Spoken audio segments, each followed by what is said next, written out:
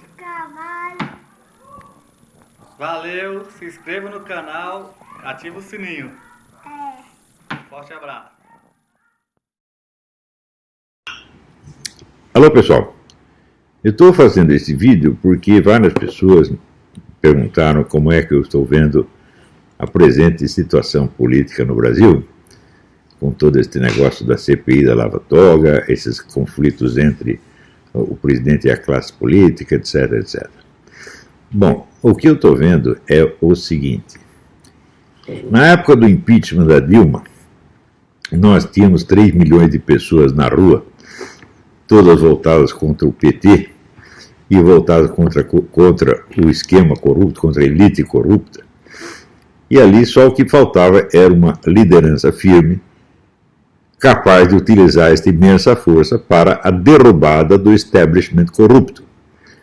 O pessoal não teve coragem de fazer isso, e em vez disso foram lá trocar tudo pela cabeça da Dilma. Foram lá para a classe política dizer: nós poupamos todos vocês se vocês nos entregarem a Dilma. Quem fez isso foi o pessoal do MBL, né? Uma situação revolucionária de você ter a massa na rua gritando, e você precisa ali de um Lenin, de um George Washington, de um tipo assim, e aparece o Kim Catacoquinho. Então, foi o que deu. Ora, depois que o pessoal então recuou, entregou tudo em troca da pura cabeça da Dilma, agora querem que o Bolsonaro enfrente sozinho a luta que eles não tiveram coragem de enfrentar. Que o Bolsonaro se volte contra o STF, contra a Venezuela, contra mais isso, mais aquilo. Falei: epa, peraí, vocês querem matar o homem? Vocês botaram ele lá sem... Não tem militância bolsonarista nenhuma pronta para defendê-lo, para dar respaldo a ele. Então vocês passam a responsabilidade de uma nação inteira para um único sujeito, para ele fazer tudo isso. Isso é absolutamente impossível.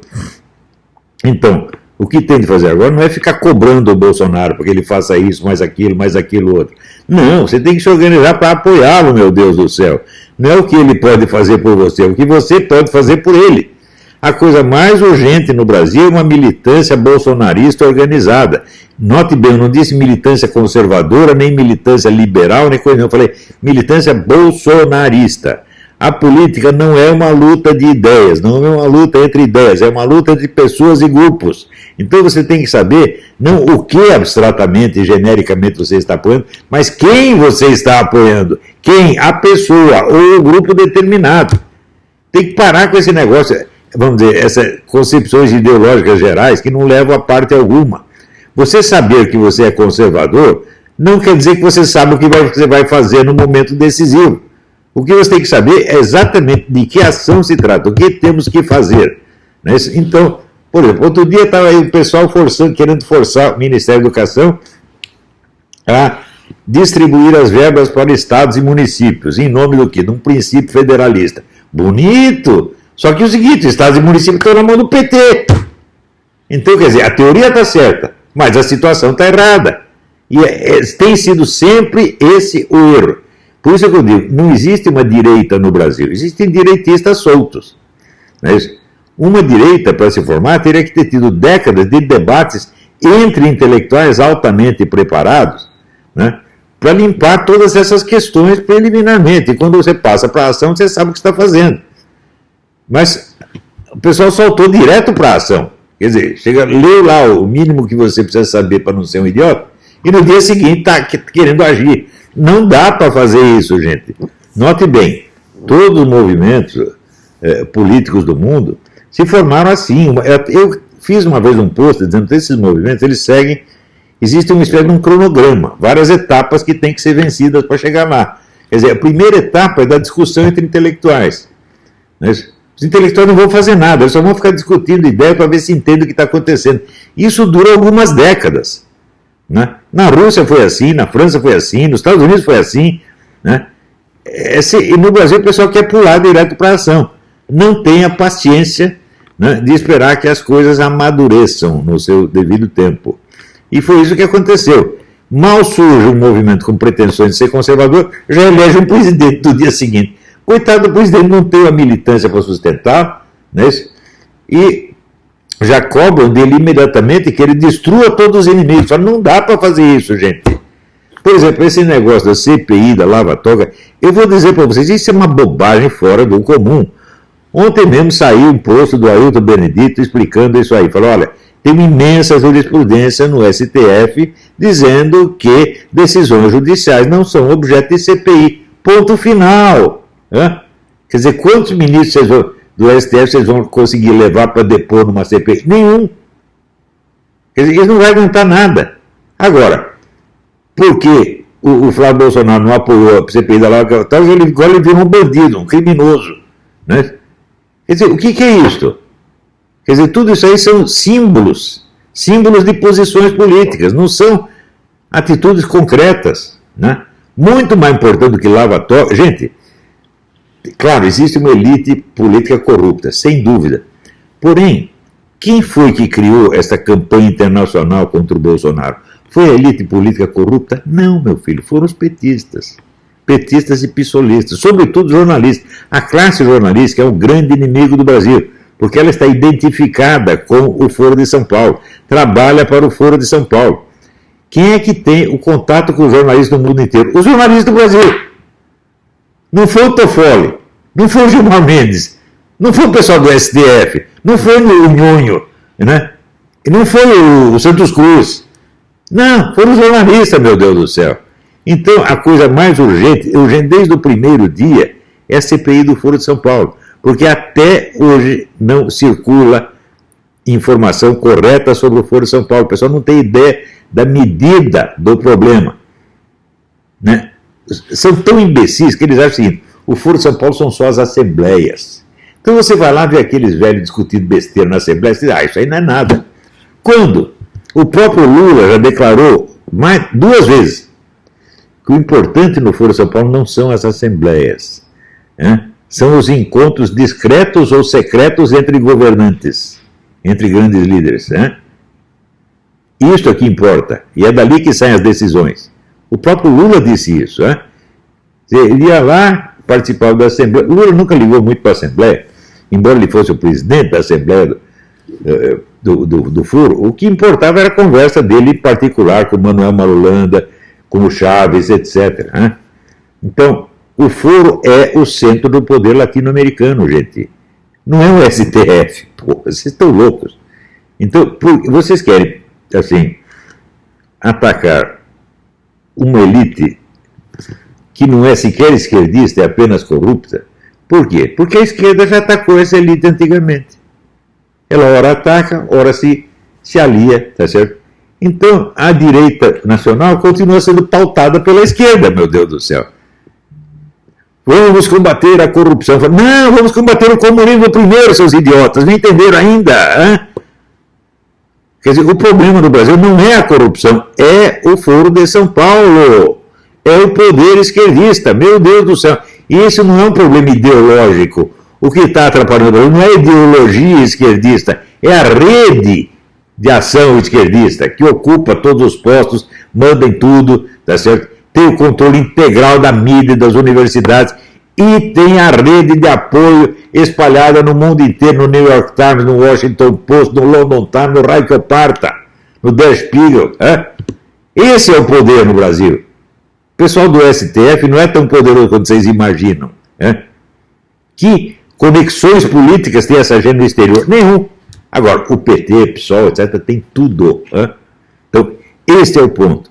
Agora, o presidente tem que se concentrar suas forças no combate a isto.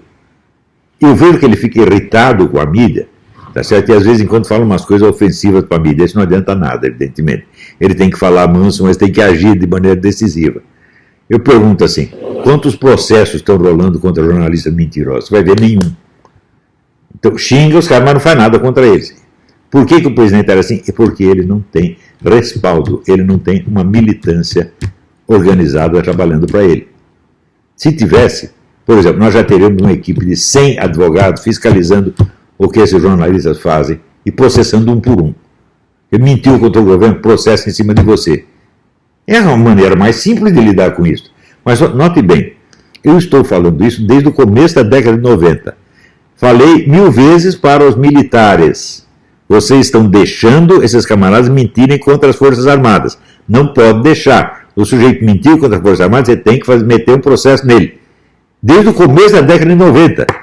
Daí as pessoas dizem, mas não adianta processar porque não dá nada. Escuta, meu filho, o processo não vale pela sentença final do juiz, mas pelo próprio processo. Eu já sofri processo do qual eu fui absolvido, o processo acabou com a minha vida. Simone Weil já dizia, para o réu inocente, sofrer um processo já é um castigo imenso. E eu sei, eu fiquei 6 anos gastando dinheiro, tendo que correr atrás de documentos, testemunho, o tempo todo, acabou a minha vida. No fim, foi absolvido. Quer dizer, eu não vou pagar pelo crime que eu não cometi, mas eu já paguei porque eu já gastei todo o meu dinheiro. Então, processo, ele é uma arma para você amarrar a mão do seu inimigo. Não é para meter na cadeia. Às vezes você não consegue meter na cadeia. Mas, se um desses jornalistas tiver 20 ou 30 processos para responder, ele está lascado. Tá certo? Se tivesse, por exemplo, processado o Caco Barcelos, quando ele inventou aquela mentira contra o Exército, centenas de jornalistas teriam ficado inibidos de seguir o exemplo dele. Algum milico processou? Não processou. Por quê? Porque não tem ideia de como as coisas funcionam. Se você pega assim, qual é a cultura política que no Brasil tem os militares e os políticos? Eles leem as publicações do Council of Foreign Relations. Eles leem Foreign Affairs e as publicações do Foreign Affairs. Tudo furado. Isso é só conversa mole. Se você quer saber realmente o que está acontecendo, procura o Council of Foreign Relations, um sujeito que saiba sobre o Dugin, o que eu mostrei ali no meu debate. Nenhum deles sabe. Minha cachorrinha que está querendo dar um palpite. Não quero saber sua opinião. Você fica quietinha. Então, eu ali naquele debate esclareci mais sobre a natureza do Dugin, a natureza do poder russo, do que todo esse pessoal. Até hoje eles entenderam do que se trata.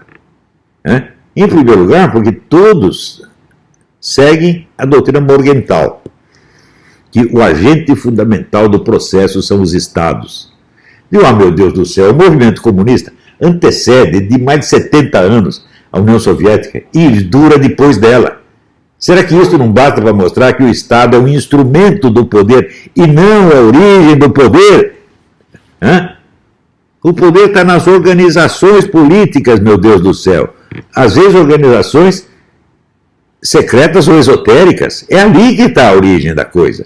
Porque é dali que surgem as ideias. Simples. Qual é a importância das ideias? É muito simples. O que você não consegue nem pensar, você não consegue fazer. Então, antes de fazer, tem que pensar. Então, alguém pensou primeiro, ensinou para o outro fez. Então, é ali que você tem que buscar a origem das ações e dos agentes. Não é no Estado. O Estado é um órgão oficial, meu Deus do céu.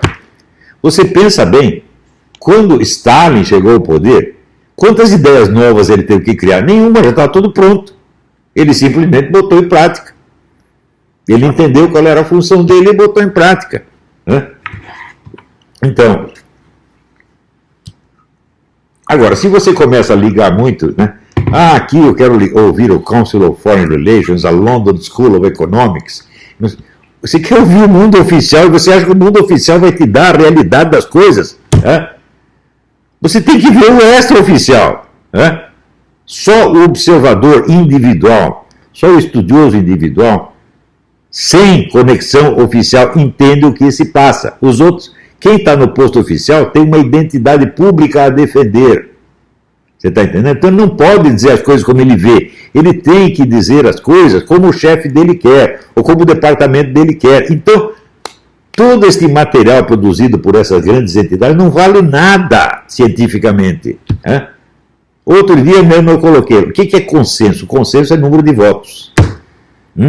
Isso quer dizer, só existe ciência quando você renuncia à autoridade do consenso. Renuncia completamente.